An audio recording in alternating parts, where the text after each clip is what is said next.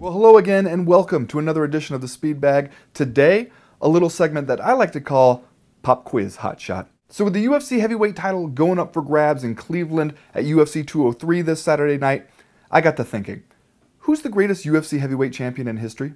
A simple enough question, right? I mean, you ask it in the other UFC divisions, especially the long-established divisions, you might have a little room for debate, but it's really not that tough to answer.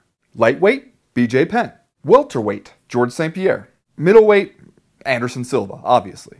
Light heavyweight, John Jones. Yeah, come at me, Chuck Liddell fanboys. But heavyweight, no one has ever won that belt and defended it more than twice in a row. A few of the people who have won it have even had various catastrophes befall them, like Frank Mir getting hit by a car, or Brock Lesnar getting diverticulitis, or Fabricio Verdum making that goofy troll face over and over again. Like Stipe Miocic, who's defending the title for the first time against Alistair Overeem at UFC 203. And he took the belt off Verdum, who defended it 0 times. And Verdum took it off Cain Velasquez, who's had it twice for a grand total of 2 defenses. Velasquez originally took it off Lesnar, who defended it twice. Lesnar took it off Couture, who defended it once.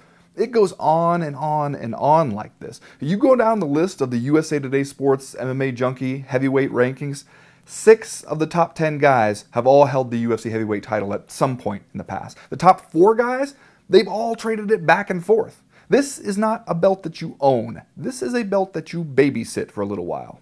Then it's someone else's turn. Which brings me back to my question, who's the greatest UFC heavyweight champion in history?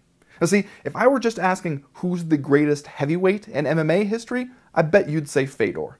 The one notable heavyweight to never fight in the UFC, and also the one notable heavyweight to stay unbeaten for years and years and years at a time. You think that's a coincidence? To some extent, maybe that's just how the division works. You know, at heavyweight, big guys, little gloves, everybody gets a turn to get knocked out eventually. It's chaos, really, which is kind of fun, but also occasionally infuriating because it feels like even the title fights are not an accurate measure of who the best is. It's just 2 big guys throwing hammers at each other's head, seeing who can stay awake just a little bit longer.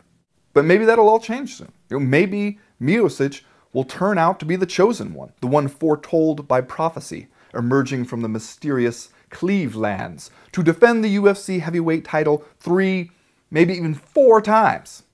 You know, or maybe he'll lose it to Overeem, who will lose it to Verdum, who will lose it to Velasquez, who will lose it to Miocic, who will lose it to Overeem, who will lose it to Ngannou.